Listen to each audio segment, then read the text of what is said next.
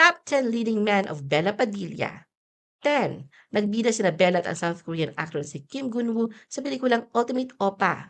9. Naging ka-love team din niya si Marco Gumabaw sa 2023 Pinoy adaptation ng Korean fantasy romance film Spellbound. 8.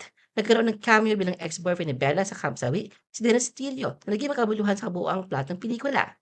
7. Si JC Santos na yata ang pinakapatok na leading man ni Bella kasi pinagsamahan nilang higit sa 6 na pelikula kabilang na 100 Tula para kay Stella na magkaka-sequel pa ngayong 2025. 6. Naging kapareha rin ni Bella si Carlo Aquino sa Meet Me in St. Gallen. 5. Naging leading man niya si Richard Gutierrez sa GMA action drama series na Love and Lies. 4. Isa sa leading man ni Bella si Kyle Echari sa upcoming movie na 100 na awit para kay Stella. 3. Naging on-screen couple sila ni Sancho Marudo sa TV series na My Dear Heart.